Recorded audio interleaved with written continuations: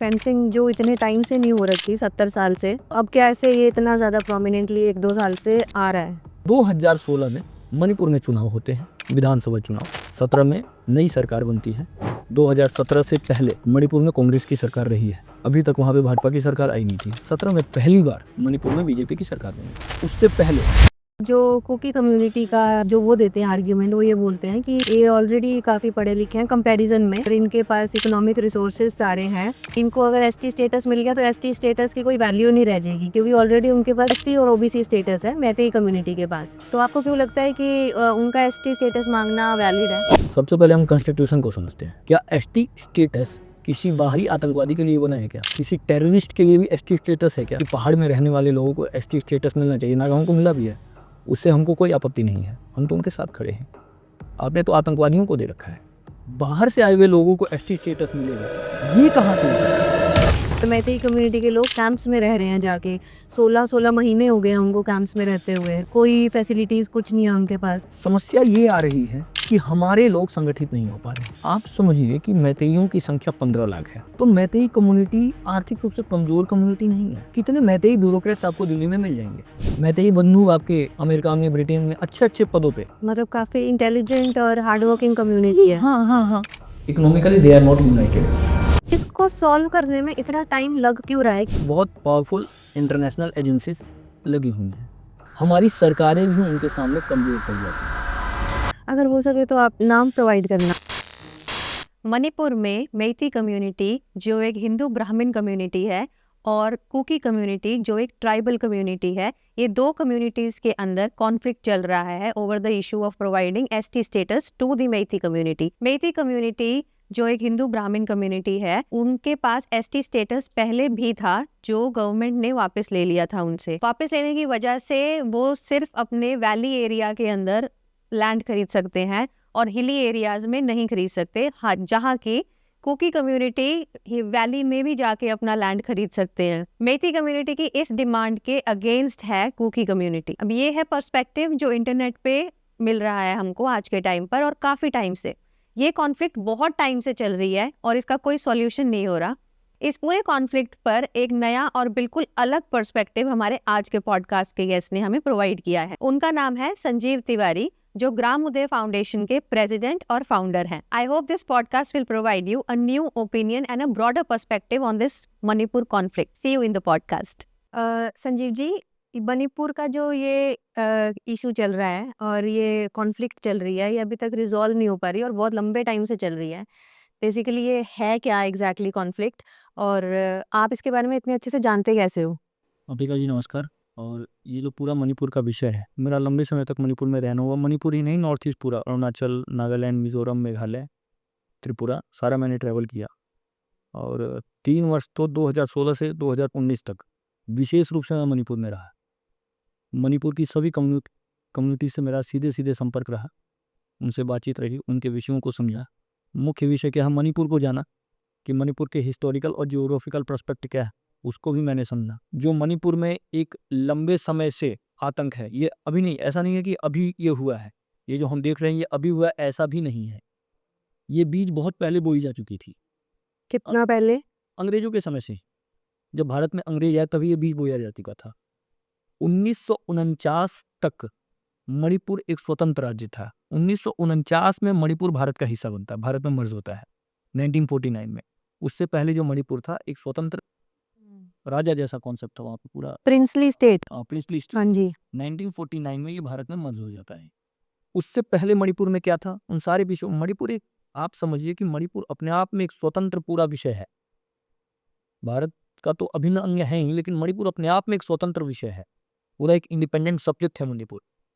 तो मणिपुर को समझने के लिए उसके हिस्टोरिकल प्रोस्पेक्ट को तो समझना ही पड़ेगा, उसके जियोग्राफिकल प्रोस्पेक्ट को समझना पड़ेगा, और मणिपुर इंपॉर्टेंट क्यों है इस विषय को भी समझना पड़ेगा।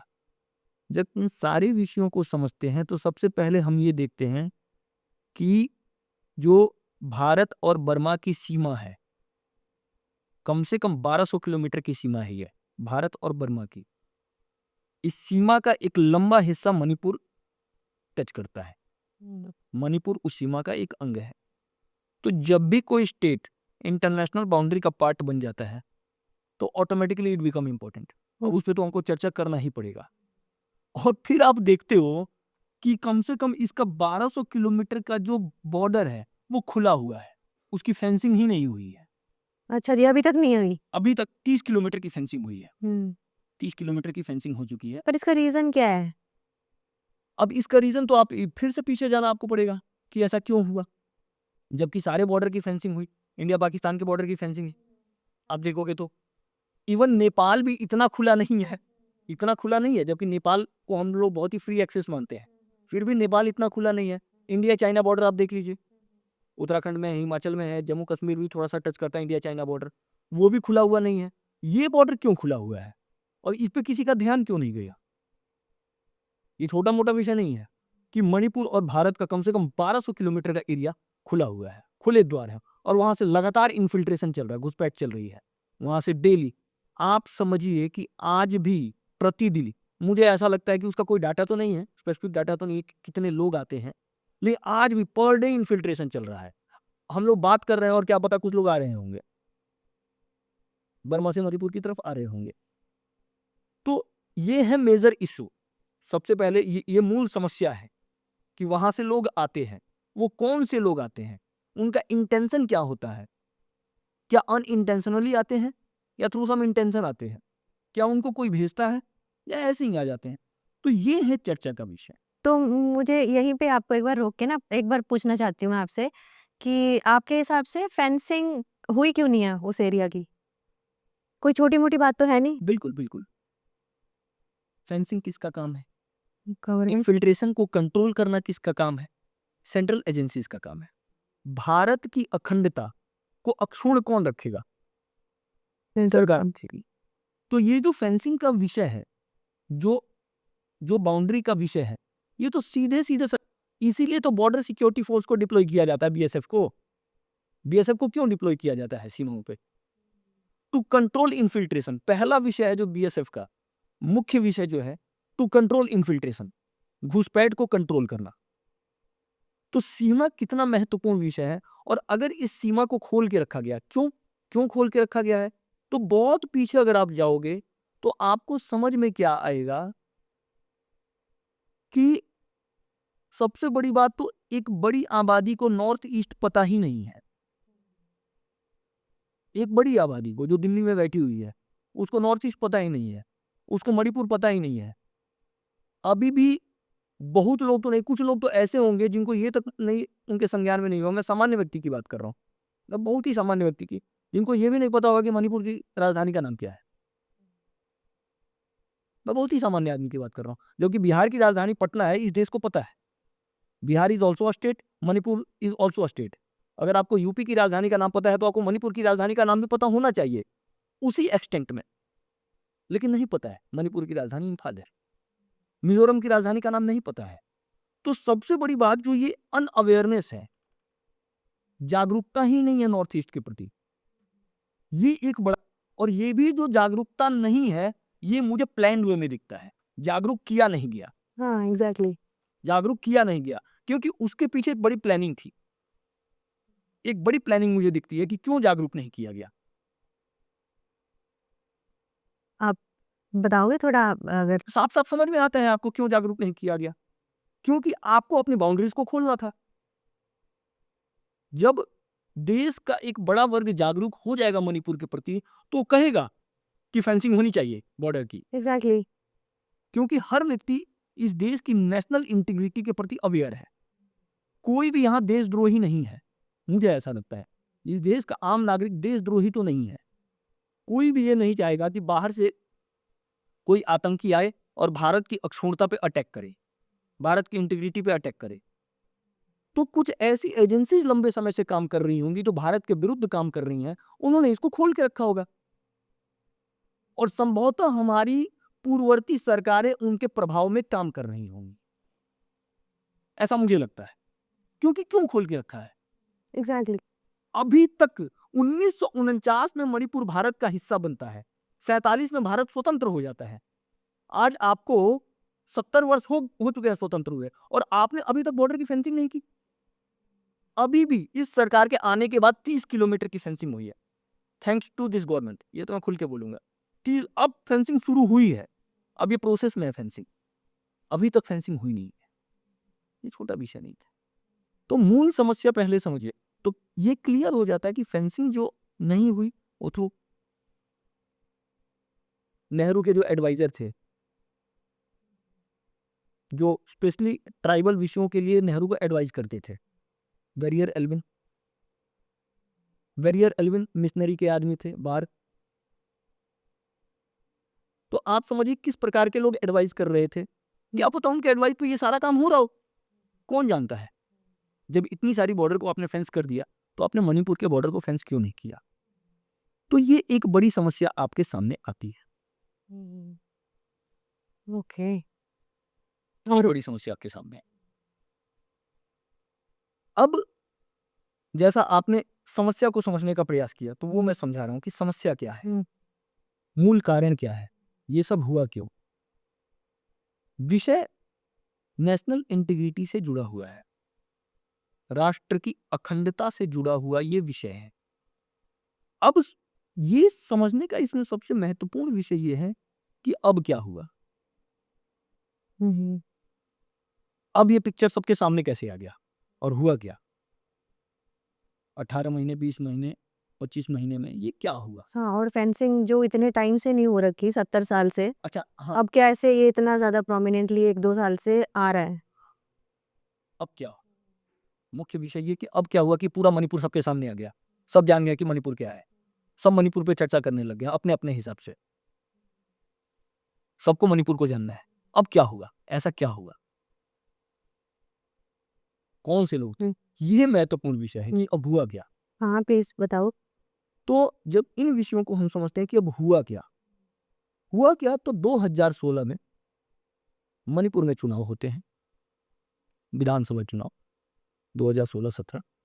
17 में नई सरकार बनती है। मैं आपको इसमें एक विषय बता दूं, 2017 से पहले मणिपुर में कांग्रेस की सरकार रही है, अभी तक वहां पे भाजपा की सरकार आई नहीं थी। 17 में पहली बार फर्स्ट टाइम मणिपुर में बीजेपी की सरकार बनी। उससे पहले मणिपुर में बीजेपी की 0 सीटें थी और सीधे 21 सीट्स इन 2017। और नए सीएम बनते हैं एन बीरेन सिंह, जिनके बारे में हम सभी जानते हैं, आज पूरा देश उनके बारे में जान गया, एन बीरेन सिंह। एन बीरेन सिंह के बारे में व्यक्तिगत स्तर पे मैं ये कह सकता हूं कि वो एक राष्ट्रवादी व्यक्ति है, वो एक राष्ट्रवादी व्यक्ति है। जब डाटा है, सबको सारे डाटाज हैं हमारे पास, पिछले 50 वर्षों में मणिपुर को आप 3 हिस्सों में मैं विभाजित करूंगा अभी फिलहाल। एक तो वैली जो हम सब जानते हैं, दूसरा हिल, और हिल को मैं 2 पार्ट्स में डिवाइड करूंगा, कुकी डोमिनेटेड हिल एरिया और नागा डोमिनेटेड हिल एरिया। हिल में भी कुछ ऐसे ही हिस्से हैं, एक हिस्सा है जो कुकी डोमिनेटेड है और दूसरा हिस्सा जो है नागा डोमिनेटेड है। और जो वैली है, वैली मतलब मैटेई, मैटेई डोमिनेटेड, हाँ मैटेई हिंदू। मैटेई हिंदूस। डोमिनेटेड सब तो यहाँ गलत रहेगा, मैटेई हिंदूस का वो अपना है, तो मैटेई हिंदूस का है ये। कुकी हिल को हम 2 पार्ट में फिलहाल करते हैं, कुकी डोमिनेटेड और नागा डोमिनेटेड। जो कुकी डोमिनेटेड एरिया है हिल का, पिछले 50 वर्षों में, मैं पिछले 50 वर्षों का डाटा आपके सामने रख सकता हूं, पिछले 50 वर्षों में नंबर ऑफ विलेजेस, गांवों की संख्या दोगुनी हो गई है। अच्छा जी। गांवों की संख्या, मैं लोगों की संख्या नहीं कह रहा हूं, गांवों की संख्या जो 1969 में 700-800 के आसपास थी, अभी 1600-1700 के आसपास है। अपने आप से गांव बना रहे हैं। गांव कैसे बढ़ गए, गांवों की संख्या कैसे बढ़ गई। लोगों की संख्या बढ़ना कुछ समझ में आता है, गांव कब बढ़ते हैं, गांव बढ़ते कैसे हैं। गांव तभी बढ़ते हैं जब पॉपुलेशन में मैसिव ग्रोथ आता है, अदरवाइज गांवों की संख्या नहीं बढ़ सकती, तभी गांव को बढ़ा दिया जाता है। और कुकी कम्युनिटेड एरिया में 100% का ग्रोथ देखने को मिल रहा है विलेजेस, नंबर ऑफ विलेजेस में। 100% पॉपुलेशन ग्रोथ, नहीं, 100% number of villages, number of villages. 700-800 के आसपास विलेजेस थे 1969 में, जो कि अभी 1600-1700 के आसपास हो चुके हैं। अब गांवों की संख्या कैसे बढ़ गई, ये बड़ा गंभीर प्रश्न है। गांव की संख्या इन्फिल्ट्रेशन। हम्म। सारा विषय आपने सामने रख दिया। हम जो कहना चाहते थे आपने बोल दिया। बाहर से जो कुकी आए, बढ़ते गए बढ़ते गए बढ़ते गए बढ़ते गए बढ़ते गए, और उनकी वजह से गांव बढ़ाने पड़े। ये सरकार का डाटा है, ये मेरा कोई अपना डाटा नहीं। एन बीरेन सिंह की सरकार ने इसको संज्ञान में लिया, इनके संज्ञान में ये विषय आ गया कि अरे ये तो डेंजर है, it's highly danger, it's a threat to nation, राष्ट्र के लिए खतरा है ये। इस विषय को आपके मुख्यमंत्री ने, मणिपुर के मुख्यमंत्री ने समझा। समझते ही उन्होंने अर्ली 23 में, अर्ली 2023 के शुरुआत में एक कमेटी बनाई। ये मैं बिल्कुल ही आपको, आपके लिए बिल्कुल ही नई जानकारी मैं आपको दे रहा हूं। किस नाम से कमेटी बनाई? कमेटी का नाम को अभी यहाँ पे छोड़िए। कमेटी का जो मुख्य उद्देश्य था उसको समझिए। कमेटी का मुख्य उद्देश्य था इन्फिल्ट्रेशन को कंट्रोल करना, और उस कमेटी में 3 मिनिस्टर्स को रखा, मणिपुर सरकार के 3 मिनिस्टर्स को रखा। एक मिनिस्टर कुकी, एक मिनिस्टर नागा और एक मिनिस्टर मैतेई। देखिए उनकी भावना कितनी अच्छी है। इक्वल रिप्रेजेंटेशन रखी। इक्वल रिप्रेजेंटेशन रहे और अच्छे से चीजों को समझा जाए कि एक्चुअली वहां पे हो क्या रहा है। उस कुकी, जो कुकी एरिया है, कुकी डोमिनेटेड हिल एरिया है, एक्चुअली वहां पे हो क्या रहा है, उसको समझने के लिए 3 लोगों की कमेटी बनाई गई। और मार्च 2023 से लेकर और अप्रैल 2023 के बीच में 7 दिनों के इंटरवल के लिए कमेटी जाती है और गांवों का सर्वे करती है। इस कमेटी को भेजा जाता है, कुकी डोमिनेटेड एरिया जो है उसमें इस कमेटी को भेजा जाता है कि भाई जाके सर्वे करके समझ के आओ कि actually what is the danger. ये कमेटी जाती है, 7 दिन वहां पे अपना स्पेंड करती है, और 7 दिनों के बाद ये समझती है कि इट्स हाईली डेंजर, ये खतरे की घंटी है, ये खतरे की घंटी है। आगे रिपोर्ट भी करती है। और एक बात मैं इसमें बताना भूल गया, उस कमेटी का चेयरमैन कुकी मिनिस्टर को बनाया, नागा और मैतेई को नहीं बनाया। अगर हो सके तो आप नाम प्रोवाइड करना, हम जी, मैं नाम आपको प्रोवाइड कर सकता हूँ। हाँ, बाद में। उस कमेटी का चेयरमैन कुकी मिनिस्टर को बनाया, नागा और मैतेई को नहीं बनाया। इनकी भावना कितनी अच्छी थी, ये भावना यहाँ से समझ में आती है।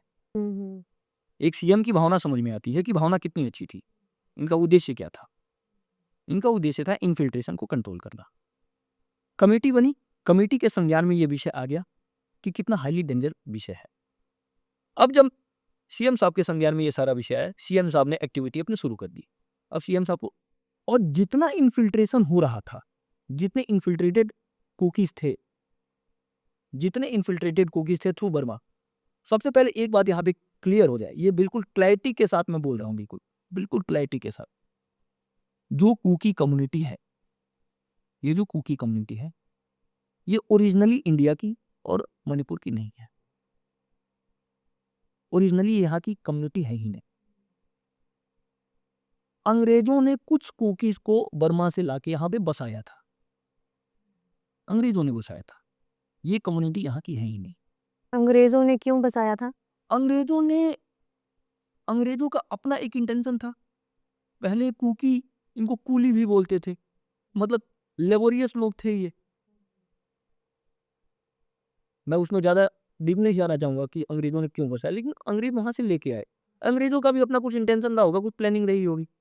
फिर से समझ में आता है, मैंने बोला ही था कि अंग्रेजों ने बीज बोया, तो ये तो बीज दिख रहा है ना कि अंग्रेज लेके आए, रास्ता दे दिया अंग्रेजों ने रास्ता दिखा दिया कि आ जाओ भाई, खुले द्वार हैं आपके लिए। वो बीज बो दिया गया। तो कुकी यहाँ की ओरिजिनल कम्युनिटी नहीं है, ये क्लैरिटी बिल्कुल होनी चाहिए कि Kuki is not the original community of Bharat, of Manipur. Bharat और मणिपुर को मैं अलग अलग नहीं देख रहा हूँ, लेकिन मैं इसलिए बस ये बार बार बात बोल रहा हूँ क्योंकि मणिपुर 1949 में मर्ज होता है। तो उस फैक्ट को सामने रखते हुए ना मणिपुर से इनका कोई संबंध है, ना संपूर्ण भारत से इनका किसी प्रकार का कोई संबंध नहीं। ये बाहर से आई हुई कम्युनिटी है, ये बर्मा से आई हुई कम्युनिटी है, बाहर से आई हुई कम्युनिटी। और यहाँ पे ये कम्युनिटी कर क्या रही है? ये लोग कर क्या रहे हैं यहाँ पे मणिपुर में, ये क्या करते हैं। मिजोरम, ये मिजोरम में भी है, मिजोरम के भी कुछ बेल्ट में आपको मिल जाएंगे, नागालैंड के बेल्ट में मिल जाएंगे, मेघालय के कुछ बेल्ट में मिल जाएंगे। तो इनकी लड़ाइयाँ उन सारी बेल्ट्स में सब जगह होती हैं। हर जगह हर जगह हर जगह। वही तो मैं कह रहा हूँ कि कर क्या रहे हैं यहाँ पे। पहले तो ये प्रश्न हमको ये समझना पड़ेगा कि व्हाट दे आर डूइंग। वहां से आके तुम यहाँ कर क्या रहे हो। तो जितनी इलीगल एक्टिविटीज है सबको ऑपरेट कर रहे हैं ये। जैसे कौन कौन सी? जैसे सब, ये सबसे अच्छी बात है कि जैसे ये कौन कौन सी इलीगल एक्टिविटी है। तो सबसे पहली इलीगल एक्टिविटीज है ड्रग्स की तस्करी, ओ, पॉपी प्लांटेशन। ये तो बात बार बार आ रही है। सारे पॉपी प्लांटेशन को ऑपरेट करने वाली कम्युनिटी, बाहर से आई हुई जो कम्युनिटी, बस इधर आउटर्स की बात कर रहा हूँ, यहाँ मैं किसी कम्युनिटी पे भी नहीं बोल रहा हूँ। जो बाहर से आए हुए लोग हैं यहाँ पे सबसे पहले पॉपी प्लांटेशन को ऑपरेट करते हैं। ये एक बड़ा बिजनेस है और इस बिजनेस के लिए बिजनेस पॉइंट बनाया गया है मणिपुर, मणिपुर से ऑपरेट करना। इस बिजनेस में मतलब आप समझिए सारी आउटर एजेंसीज इन्वॉल्व है, सभी इन्वॉल्व है इसमें। बिजनेस में तो आप किसी स्पेसिफिक को बोल ही नहीं सकते।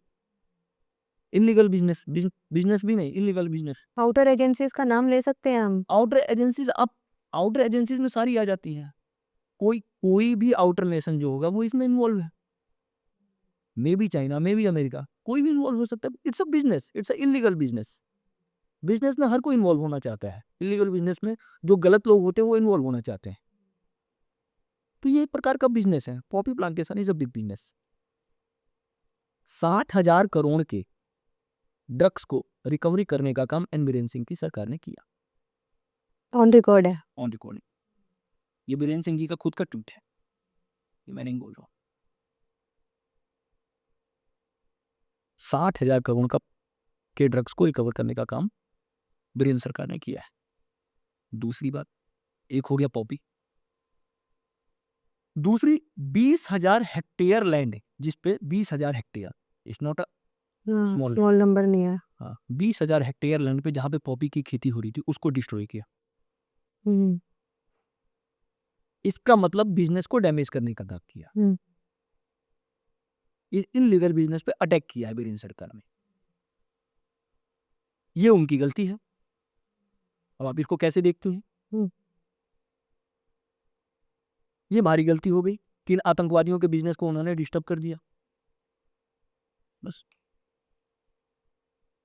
फोर फ्रंट पे आ गया इशू। हाँ, फोरफ्रंट पे आ गया अभी भी। लेकिन अब ऐसे तो कर नहीं सकते थे, क्योंकि अगर ऐसे करते उसके बहाने तो फिर वो तो नंगे हो जाते। तो बहाना ढूंढ रहे थे कि बहाना क्या होगा।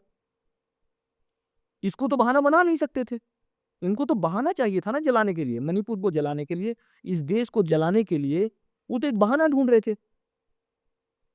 लेकिन यहाँ आप तो सामने है कि आप आतंकी हैं, तो यहाँ तो आप कुछ बोल नहीं सकते थे। अब बहाना कहाँ मिले? बहाना उनको मिल गया, गुवाहाटी हाईकोर्ट का जजमेंट। जो मैतेई कम्युनिटी को मैतेई एसटी स्टेटस देने का। मैतेई कम्युनिटी लंबे समय से स्वयं को अनुसूचित जनजाति में, उसका एक एक बड़ी मांग है उसकी, एक बड़ी मांग है उसकी कि हमको अनुसूचित जनजाति का दर्जा प्राप्त हो। और ये मांग कहीं से भी अनुचित नहीं है। आपको ऐसा क्यों लगता है कि ये अनुचित नहीं है?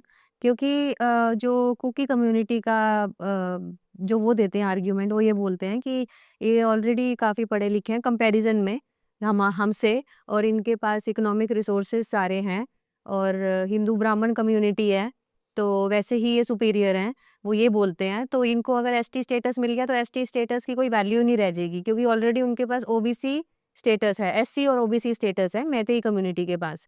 तो वो ये बोलते हैं। तो आपको क्यों लगता है कि उनका एसटी स्टेटस मांगना वैलिड है? सबसे पहले हम कॉन्स्टिट्यूशन को समझते हैं। अगर इस विषय के डीप में आप जाना चाहती हैं तो आपको थोड़ा सा संविधान को ही समझना पड़ेगा। क्या एसटी स्टेटस किसी बाहरी आतंकवादी के लिए बना है क्या? किसी टेररिस्ट के लिए भी एसटी स्टेटस है क्या? मान लिया कि पहाड़ में रहने वाले लोगों को एसटी स्टेटस मिलना चाहिए, नागाओं को मिला भी है, उससे हमको कोई आपत्ति नहीं है, हम तो उनके साथ खड़े हैं। आपने तो आतंकवादियों को दे रखा है। बाहर से आए हुए लोगों को एसटी स्टेटस मिलेगा, ये कहां से उचित है?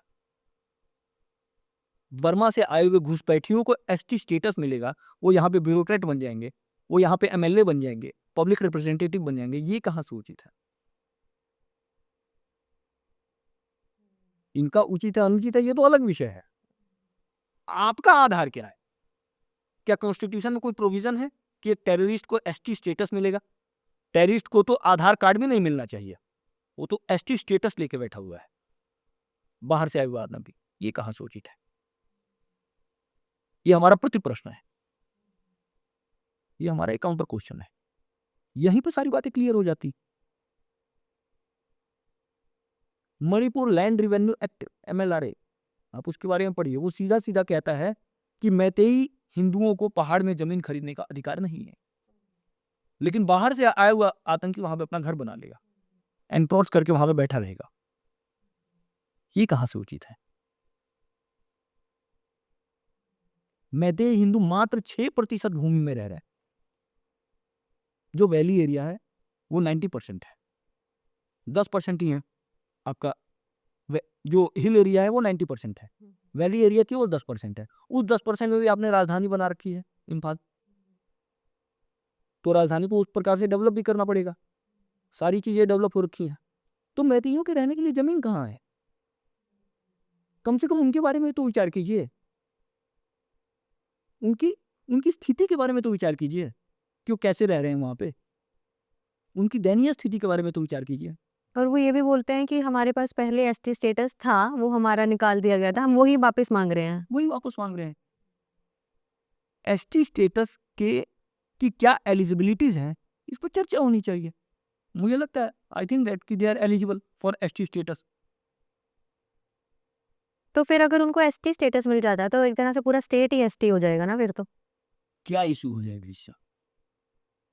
कम से कम कॉन्स्टिट्यूशनल प्रोटेक्शन तो उसको मिलेगा।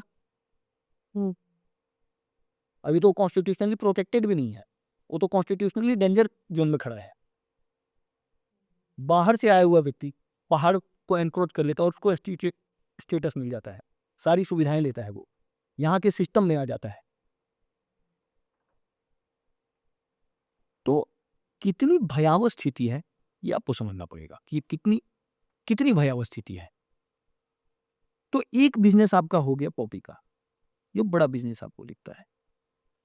दूसरा बिजनेस है आर्म्स का, हथियार का भी। कोई व्यक्ति हथियार क्यों उठा रहा है? बाहर से आया हुआ व्यक्ति चलो इनलीगल एक्टिविटीज तक तो समझ में आता है, हथियार किस बात के लिए उठा रहा है?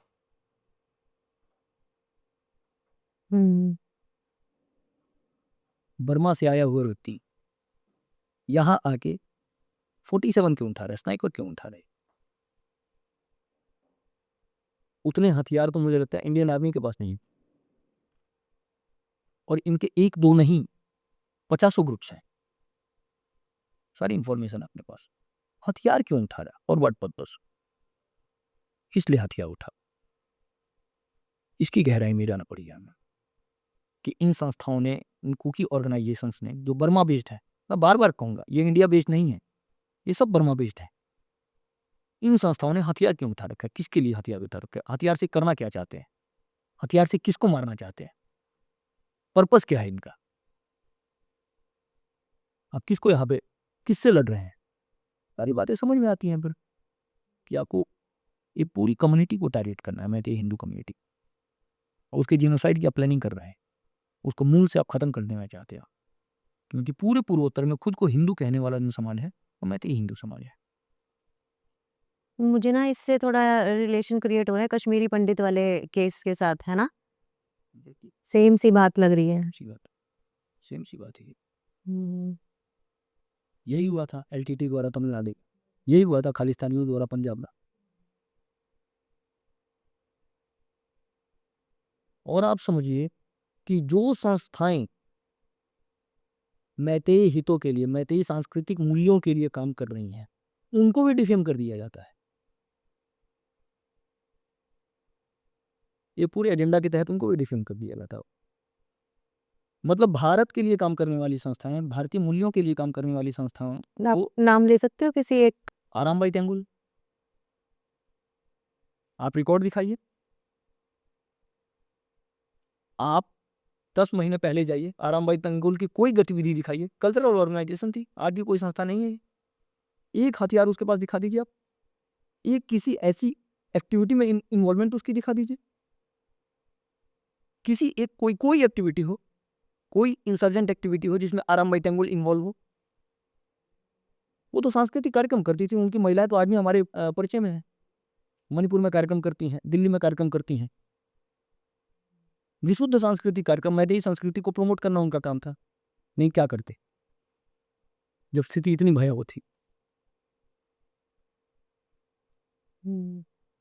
और जो लोग ये बात बोलते हैं कि कुकी जो हैं और मैतेई जो हैं इनको आपस में ग्राउंड लेवल पे कोई आपस में इशू है नहीं, पर ये सरकार जो वो स्टेट गवर्नमेंट को ब्लेम करते हैं काफ़ी लोग।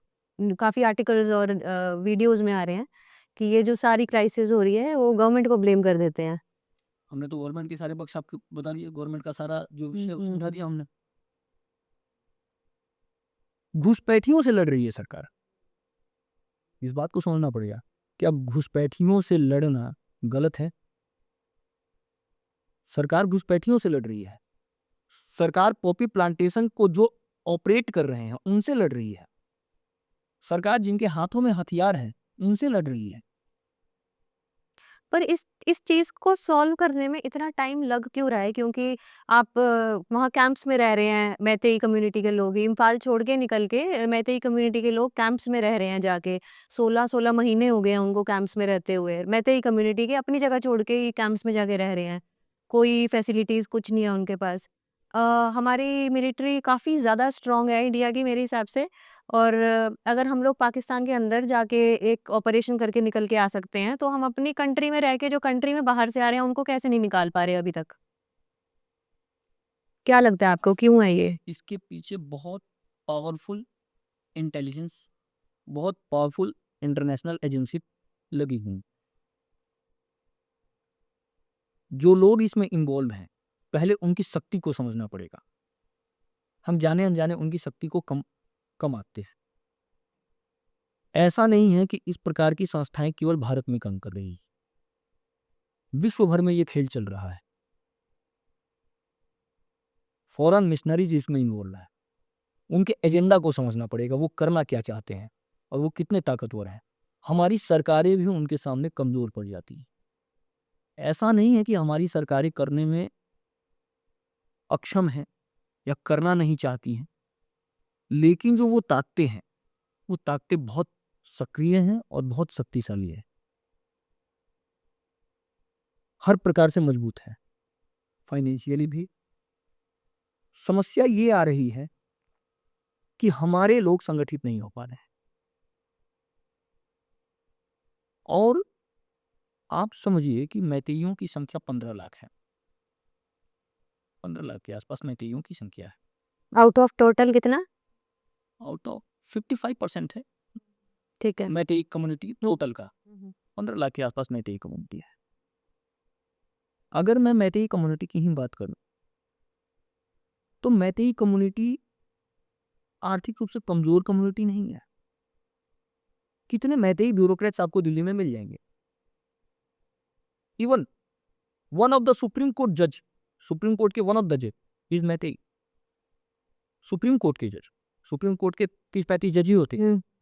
सुप्रीम कोर्ट का जज होना मुझे लग रहा है बहुत बड़ी बात है, और वन ऑफ द जज इज मैतेई। और मैतेइयों पे इतना कुछ हो रहा है।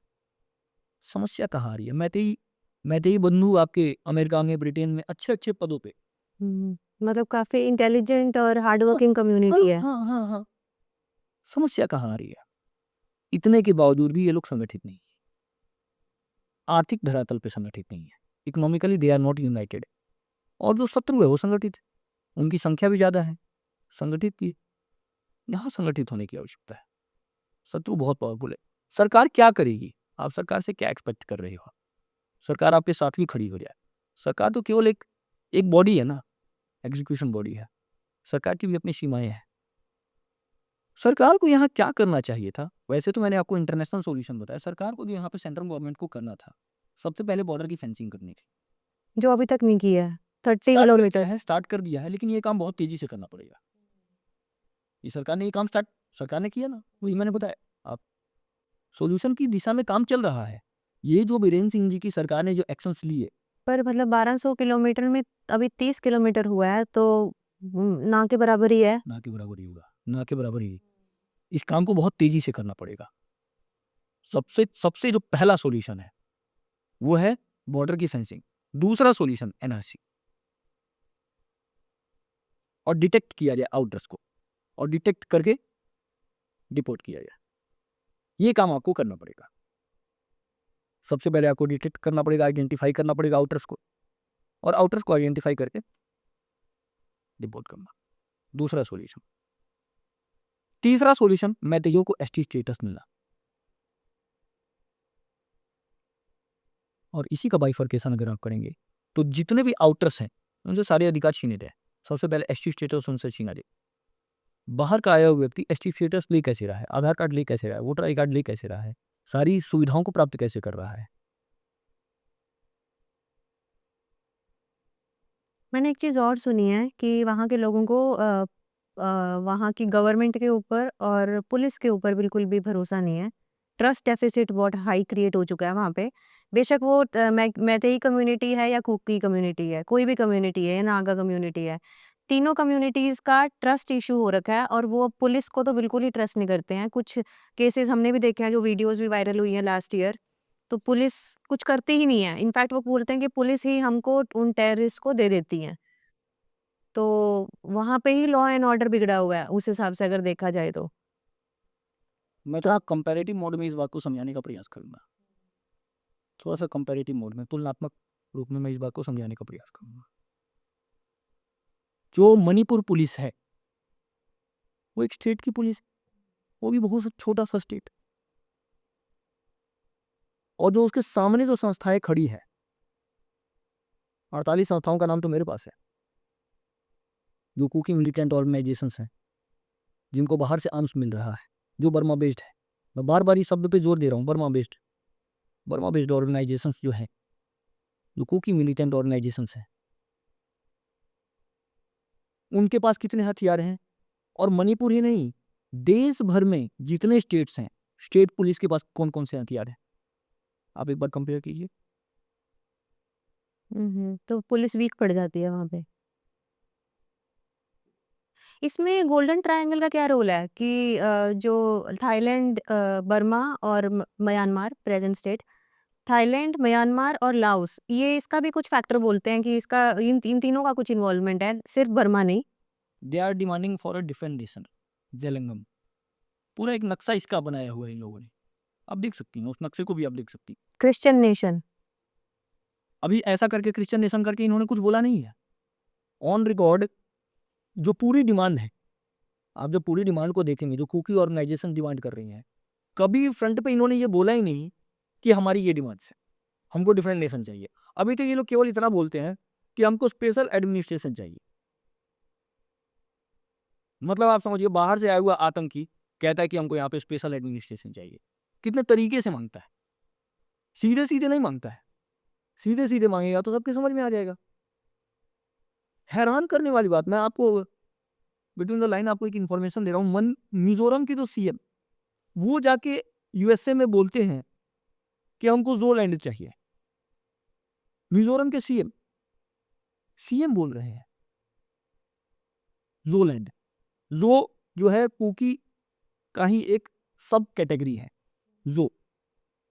अच्छा। ये तो अभी खुल के आ गया ना, अभी तो खुल के आ गया, ये तो ऑन रिकॉर्ड है। जो मांग कर रहे हैं, ऐसे मांग करते हैं कि हम सबको इकट्ठा होने की जरूरत है। अब भारत के भीतर आप इकट्ठा होकर क्या करेंगे? और वो भी जो बाहर से आए हुए लोग हैं, बर्मा बर्मा बेस्ड लोग, बांग्लादेश बेस्ड लोग, वो भारत में क्यों इकट्ठा होना चाह रहे हैं? What are their intention? मतलब आप समझिए, अभी स्पेशल एडमिनिस्ट्रेशन, स्पेशल डिस्ट्रिक्ट्स, ऐसे करके मांग धीरे धीरे, मतलब उंगली पकड़ के और गर्दन पकड़ने की थ्योरी है इनकी। और फिर फाइनल मांग क्या होगी? तो we want a different nation, Kuki nation. ये ठीक वैसी ही मांग है जैसे खालिस्तानियों द्वारा पंजाब में, जैसे एलटीटी द्वारा तमिलनाडु में, जैसे कभी क्रिश्चियन नागाज द्वारा नागालैंड में, ग्रेटर नागालैंड। ठीक वैसी ही मांग है, ग्रेटर कुकी लैंड है। इसमें कन्वर्जन का क्या रोल है? क्या कन्वर्जन्स भी हो रही हैं फिर वहाँ पे मैतेई लोगों की? मैंने बोला ना, कि जो बाहर से आतंकी आ रहे हैं, जिनके हाथ में हथियार है, वो कर क्या रहे हैं, और उनके हाथ में जब हथियार है तो हथियार अगर ये गन पॉइंट पे जब काम कर रहे हैं तो गन पॉइंट पे ये क्या चाहते हैं, ये सामने वाले से क्या चाहते हैं, इस चीज को समझना पड़ेगा ना कि व्हाट दे वांट। ओह, मैं तो हिंदू ब्राह्मण के कन्वर्जन। One of the agenda. Hmm, आप किसी के माथे पे हथियार रख के क्या चाहते हो? इसका एविडेंस है? सारे एविडेंस है इसके। मैं सबसे बड़ी बात ये कह रहा हूं कि जितनी भी कुकी मिलिटेंट ऑर्गेनाइजेशंस हैं, इनकी रिलीजियस आइडेंटिटी क्या है? आप रिलीजियस आइडेंटिटी को सामने क्यों नहीं रख रहे हैं? क्या ये हिंदू है? ये खुद को क्या बोल रहे हैं? खुद को क्रिश्चियन ही बोल रहे हैं ना। तो रिलीजियस आइडेंटिटी को पीछे क्यों रख दिया जाए? हर कुकी ऑर्गेनाइजेशन से जुड़ा हुआ व्यक्ति, कुकी मिलिटेंट ऑर्गेनाइजेशन का चीफ, जितने चीफ है सब क्रिश्चियन है, हिंदू तो नहीं है।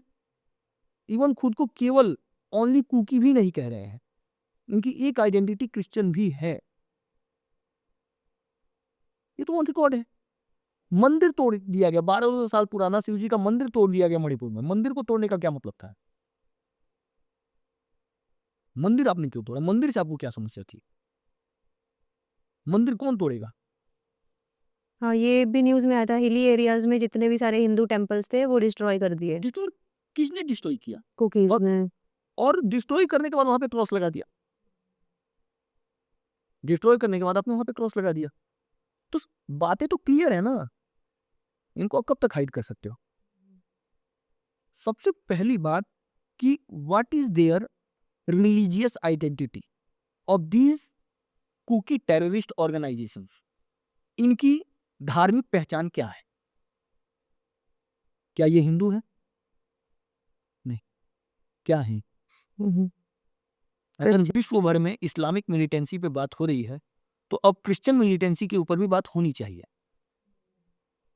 ये एक मैं नई बात आपके सामने रख रहा हूँ, ईसाई आतंकवाद, इस पे भी चर्चा होनी चाहिए, इस देश में और देश से बाहर भी, कि जो ये जितनी संस्थाएं हैं उनकी धार्मिक पहचान क्या है, बस इतना हमको बता दीजिए। या तो आप सीधे सीधे बोलिए कि वी आर नॉट क्रिश्चियन, हम क्रिश्चियन नहीं है। आप खुद को बोल रहे हो कि आप क्रिश्चियन हो और हाथ में हथियार लेके बोल रहे हो कि आप क्रिश्चियन हो।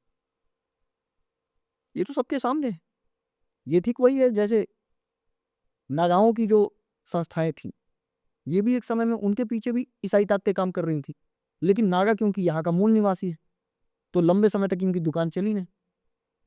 तो आप बोल रहे हो कि बहुत सारे इंटरनेशनल ऑर्गेनाइजेशंस हैं जो ऑब्वियसली हमारी गवर्नमेंट से भी बहुत ज़्यादा पावरफुल हैं, तो क्या आप कुछ नाम बता सकते हो? इसको आप ऐसे समझिए, बर्मा चलते हैं हालिया, हम फिर से म्यांमार पहुंच जाते हैं।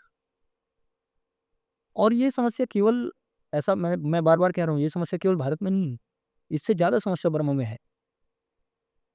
पीडीएफ करके पूरी संस्था है जो कि वहाँ पे मिलिटेंट ऑर्गेनाइजेशन है। पीडीएफ क्या फुल फॉर्म? पीडीएफ के बारे में अभी फुल फॉर्म तो ध्यान में नहीं है, लेकिन पीडीएफ करके एक संस्था काम कर रही है जो कि वहाँ की मिलिटेंट ऑर्गेनाइजेशन है। बस इतना समझिए कि आतंकी संगठन है पीडीएफ, और वो कुकियों का ही समूह है। वहां पे भी कुकियों से लोग त्रस्त हैं, उसी प्रकार से वहां की सरकार। अभी वहां पे मिलिट्री रूल है। यूएस लंबे समय से डेमोक्रेसी की आड़ में, और मैं सीधे सीधे आप जानना ही चाहती है, यूएस कंप्लीट यूएस भी नहीं, यूएस के कुछ लोग, यूएस की कुछ संस्थाएं लंबे समय से ऐसा प्रयास कर रही हैं कि जो मिलिट्री रूल हो वहां पे खत्म, ये सब दिखाने के लिए है। लेकिन बैकएंड में उनका क्या एजेंडा है वो एक लंबी कहानी है। उन संस्थाओं में से सबसे प्रमुख जो संस्था है वो open society foundation, open society foundation, और इसको चलाने वाले हैं George Soros. Open society foundation ऐसा शो कर रही है, ऐसा दिखा रही है, मतलब एक ऐसा फैब्रिकेशन तैयार किया हुआ है कि वो बर्मा में डेमोक्रेसी लाना चाहती है, और उसी ने आंग सान सू की को खड़ा किया। एक पूरा कोएलिशन तैयार हुआ था जिसमें आंग सान सू की, साउथ एशिया के कई लीडर्स का कोएलिशन तैयार हुआ, आंग सान सू की, सोनिया गांधी, ये पूरा एक कोएलिशन तैयार हुआ था। डेमोक्रेसी, डेमोक्रेसी के नाम पे सेकुलरिज्म, और सेकुलरिज्म की आड़ में कन्वर्जन। इसको ऐसे समझिए, दिखाने के लिए डेमोक्रेसी, ये तरीका होता है आपके एजेंडा को ऑपरेट करने का। डेमोक्रेसी, जबकि व्हाट इज द डेमोक्रेसी इनको एक्चुअली पता है नहीं कि डेमोक्रेसी है क्या। डेमोक्रेसी की वास्तविक परिभाषा भारत में लोकतंत्र, वो मूल स्वरूप यहाँ पे है। ये डेमोक्रेसी के आड़ में क्या करना चाहते हैं, पहले दिखाएंगे democracy, then secular state. Secular state, और सेकुलर स्टेट के नाम पे क्या, तो वही कन्वर्जन, वही चर्च, वही मिशनरीज। तो और वहां पे अभी डेमोक्रेसी को ये लोग प्रमोट कर रहे हैं। ओपन सोसाइटी फाउंडेशन, जो साफ साफ दिख रहा है, open society foundation is promoting democracy in Burma. लेकिन फाइनल एजेंडा क्या है इनका, तो फाइनल एजेंडा वही secularism, then conversion, then Christian state. सारी बातें समझ में आ रही हैं। वहां पे जितने कुकी ग्रुप्स हैं, और इवन जो कुकी ग्रुप्स भारत में अभी सक्रिय हैं, जो बर्मा बेस्ड हैं, उनको भी ओपन सोसाइटी फाउंडेशन ने फंडिंग की है। कितनी संस्थाओं के नाम हैं आप देख सकती हैं। बर्मा कोएलिशन करके एक ग्रुप है, जो कुकियों का ही ग्रुप है, कुकी मिलिटेंट्स का ग्रुप है, उसको ओपन सोसाइटी फाउंडेशन के थ्रू फंडिंग हुई। तो सारा एजेंट अब दिख तो रहा है ना कि संस्था कौन सी है। मैं कंप्लीट यूएस की बात नहीं करूंगा, लेकिन कुछ ग्रुप्स हैं, क्योंकि यूएस में भी राइट और लेफ्ट है, इसीलिए मैं कंप्लीट यूएस की बात नहीं कर रहा। यूएस में भी राइट ग्रुप है, लेफ्ट ग्रुप है। तो सीधे सीधे अगर इसको समझें, तो जो इंटरनेशनली लेफ्ट का ग्रुप है, they are operating Kuki militants group through बदला। और उसके जो पिक्चर हैं वो है जॉर्ज सोरोस। सारी और ये तो मैं नहीं है, तो आपकी जो पूर्व केंद्रीय मंत्री स्मृति ईरानी, और पिछली सरकार में भी जो विदेश मंत्री थे एस जयशंकर, इन लोगों ने कहा है, ये मैं नहीं बोल रहा हूँ, ऑन रिकॉर्ड है सब। ऑन रिकॉर्ड उन्होंने कहा है कि सरकार को गिराने के लिए 8,000 करोड़ की फंडिंग जॉर्ज सोरोस ने की है। ये तो रिकॉर्डेड है बिल्कुल। स्मृति ईरानी ने तो बिल्कुल प्रेस कॉन्फ्रेंस में आके बोला था, एस जयशंकर ने बोला था। एस जयशंकर उस समय विदेश मंत्री थे, ये मेरा अपना स्टेटमेंट नहीं है। वो लोग कह रहे हैं कि सरकार को गिराने के लिए जॉर्ज सोरोस द्वारा 8,000 करोड़ इनके संज्ञान में है। कितने की फंडिंग हुई अभी एग्जैक्ट क्लियर नहीं है, 8,000 करोड़ तो इनके संज्ञान में है। यही सोरोस का यही काम बर्मा में चल रहा है, यही काम भारत में चल रहा है। एक्चुअल इनका प्लान क्या है, इनका प्लान वही है, लेफ्ट आइडियोलॉजी को प्रमोट करना और कन्वर्जन का एजेंडा, और वो सारी चीजें एंटी नेशनल एजेंडा, रूल करना, बिजनेस इनका वही बिजनेस, आर्म्स के बिजनेस को ऑपरेट करना, पॉपी के बिजनेस को ऑपरेट करना। जब कुकी मिलिटेंट के साथ आप कुकी मिलिटेंट्स ग्रुप को आप सपोर्ट कर रहे हैं, तो सीधी सी बात है उनके इलीगल बिजनेस को भी ऑपरेट करने का काम आप ही कर रहे होंगे। क्या उनका बिजनेस आपके संज्ञान में नहीं होगा? जब आप उनको फंडिंग कर रहे हो और वो इलीगल बिजनेस कर रहे हैं, यानी उस इलीगल बिजनेस को फंडिंग आप ही कर रहे हैं। exactly. जो पूरा आर्म्स का बिजनेस है, जो पूरा पॉपी का बिजनेस है, उसको ऑपरेट करने वाला ग्रुप यही है। सबके सामने है जॉर्ज सोरोस। और जॉर्ज सोरोस ही नहीं, ऐसी अमेरिका में कई सारी संस्थाएं हैं। जॉर्ज सोरोस की ये तो आपके सामने है। जॉर्ज सोरोस की जो संस्था है ओपन सोसाइटी फाउंडेशन, इसी ने भारत जोड़ो यात्रा को ऑर्गेनाइज किया था। भारत जोड़ो यात्रा जो कांग्रेस ने निकाली थी, भारत जोड़ो यात्रा को ऑर्गेनाइज किया था थ्रू सलील शेट्टी जो ग्लोबल वाइस प्रेसिडेंट है ओपन सोसाइटी फाउंडेशन के। तो ये तो सबके सामने है, ये कोई छुपी छुपाई बात तो है नहीं। तो पिक्चर आपके सामने है कि वो कौन सी अंतर्राष्ट्रीय ताकत। मणिपुर सिर्फ एक स्टेट की दो कम्युनिटीज का इशू नहीं है, ये बहुत बड़ा इंटरनेशनल इशू है। एग्जैक्टली।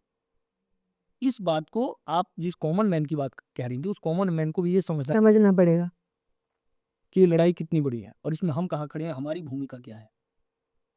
तो फिलहाल तो मतलब अब ये बहुत ज़्यादा लंबे टाइम से चल रहा है, और जो कॉमन मैन है इस सारे चीज़ों में वो पिस रहा है, क्योंकि बच्चों की पढ़ाई लिखाई ख़राब हो रही है, वो कॉलेज नहीं जा पा रहे, स्कूल नहीं जा पा रहे, 16-17 महीनों से कैंप्स में बैठे हैं, कुछ प्रॉपर फैसिलिटीज़ नहीं है। इस सारे में इसका सारे का सॉल्यूशन क्या आएगा अब कि कॉमन मैन अपनी एक नॉर्मल लाइफ जी ले, जिसको इन सारी चीज़ों से कोई लेना देना ही नहीं है।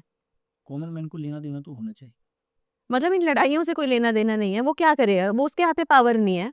भले उसके हाथ में पावर नहीं है, लेकिन उसको समझना पड़ेगा कि समस्या क्या है।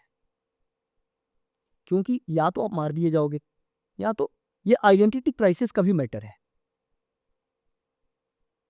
आप अपनी पहचान को तो खत्म नहीं कर दोगे ना रोटी के लिए।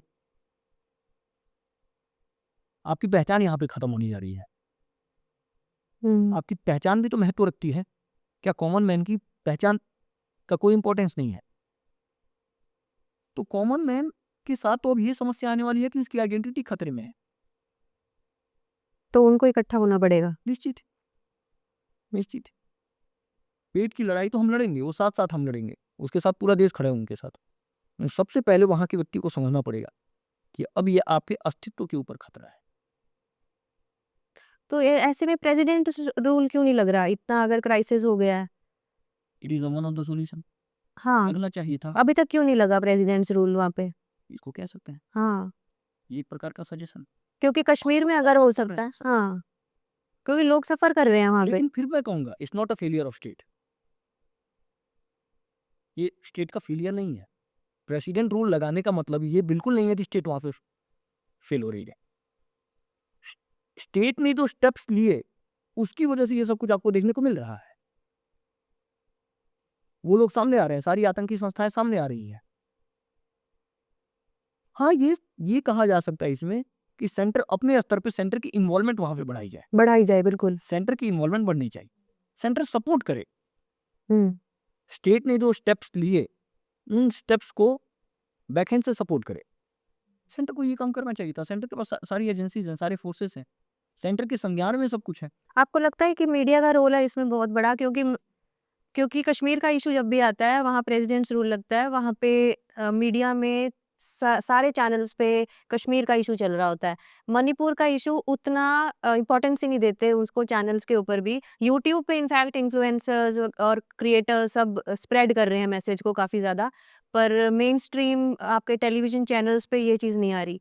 तो अगर वहाँ आती है तो शायद सेंटर थोड़ा और एक्टिव हो जाएगा और कॉमन मैन जो इतना सफ़र कर रहा है वो मीडिया की बचेंगे। भूमिका बहुत ही महत्वपूर्ण है इसमें। और मीडिया के एक विशेष वर्ग ने, ये मैं आपके प्लेटफॉर्म से बोलूंगा, एक विशेष वर्ग मीडिया का, मैं कंप्लीट मीडिया की बात नहीं कर रहा हूं, मीडिया के एक विशेष वर्ग ने इस विषय को गलत तरीके से सबके सामने प्रेजेंट किया। जिस मीडिया को सच्चाई रखनी थी वो मीडिया का एक विशेष वर्ग किसी और के लिए प्ले करने लग गया। क्या किसके लिए प्ले करने लग गया? आप थोड़ा बता सकते हो? और कुकी टेररिस्ट उनको सिंपैथी प्रोवाइड करने लग गया। प्रोवाइड करने लगा, उनकी मांग को उचित बताने लग गया। इसमें मैं किसी का नाम नहीं लूंगा, हम सबके संज्ञान में। मैं बार बार बोल रहा हूँ मीडिया का एक विशेष वर्ग, मैं कंप्लीट मीडिया की बात नहीं कर। छोटी छोटी मीडिया ने सच्चाई को दिखाया भी, कुछ मीडिया ने सच्चाई को भी दिखाया, और धीरे धीरे मुझे लग रहा है कि सच्चाई को, जो वहाँ का मूल समाज है, मैतेई समाज है, उसके विषय को लेके मेन स्ट्रीम मीडिया को भी, यूट्यूबर्स को भी, और जो छोटे छोटे यूट्यूबर्स हैं उनको भी आगे आना चाहिए कि विषय क्या है, विषय सबके सामने आना चाहिए। विषय क्या है, विषय अभी सबके सामने ही नहीं है, कारण नहीं पता है, निवारण नहीं पता है। तो अभी अगर हमको इसको कंक्लूड भी अगर करना हो कि सॉल्यूशन एग्जैक्टली क्या है, तो सॉल्यूशन बेसिकली फेंसिंग है वहाँ पे, और प्रेसिडेंट रूल हो सकता है एक सॉल्यूशन। प्रेसिडेंट रूल को बहुत बड़ा सॉल्यूशन नहीं माना जाना चाहिए। पीआर रूल से ऐसा भी नहीं है कि चीजें स्टेट पे कुछ तो भरोसा होगा उनको, लोगों को। उसको हम ऐसे कह सकते हैं कि सेंटर स्टेट को सपोर्ट करे। एग्जैक्टली, सपोर्ट जानी चाहिए सेंटर से, और सपोर्ट देनी चाहिए, और जो इन्फिल्ट्रेशन हो रही है उसको बहुत तेजी से कंट्रोल करना चाहिए। करना चाहिए त्वरित रूप से। और आपके हिसाब से मैतेई कम्युनिटी को एसटी स्टेटस प्रोवाइड करना चाहिए? मिलना चाहिए, उनको कॉन्स्टिट्यूशनल प्रोटेक्शन मिलना चाहिए। एसटी स्टेटस को मैं थोड़ा सा और उसको दूसरे शब्द में कहूंगा, संवैधानिक संरक्षण मैतेई समाज को मिलना चाहिए।